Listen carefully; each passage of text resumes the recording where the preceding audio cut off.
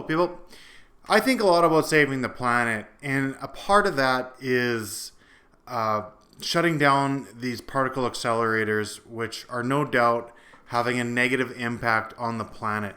Not only take CERN for example, not only does it use the equivalent of 300,000 homes worth of energy, because it's deep in the Earth's core, or deep in the Earth's mantle, the mass down there is denser and energy travels better through that denser mass, and it's close to the lower to the Earth's core, so it affects the other energies and whatnot down there. There's lots of charged mass down there, and when you have a 27 something kilometer long magnet that's supercharged with energy, that undoubtedly has an effect on the mass around it.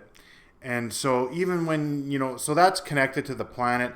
And when you're smashing electrons or atoms in there, that's going to cause a ripple effect.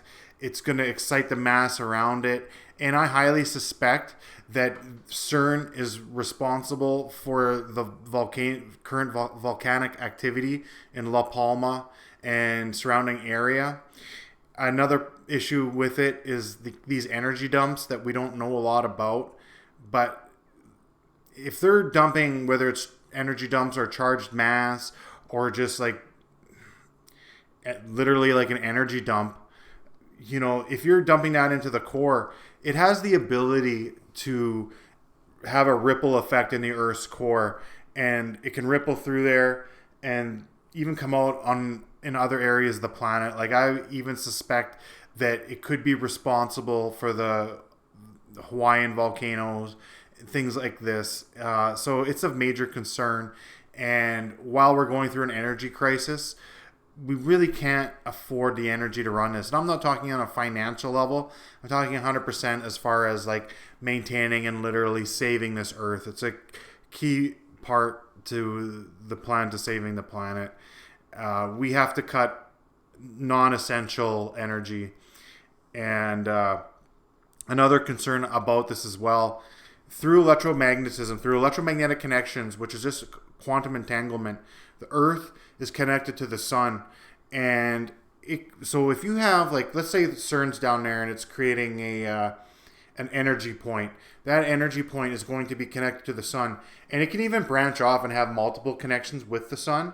So when you smash an atom together, it creates a ripple. And if in these areas of energy are much like bubbles.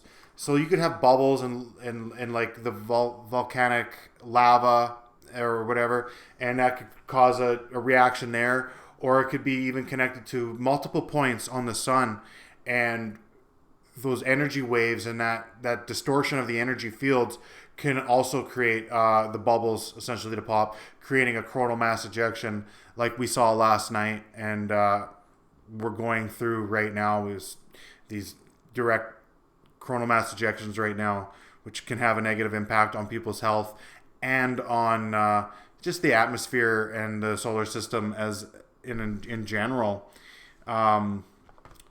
So I would urge the people who are operating it to come together and let's shut this down. We can create this mass that you're studying, antimatter. We can make this stuff in a lab and study it easily in a lab. I've been kind of explaining how to do that. So I'm willing to help out and work with you in any way possible to do this in a safer manner that's, again, not harmful to the planet or, just us. I think that's all. I just wanted to say that. So best wishes to everyone out there, and have a great night.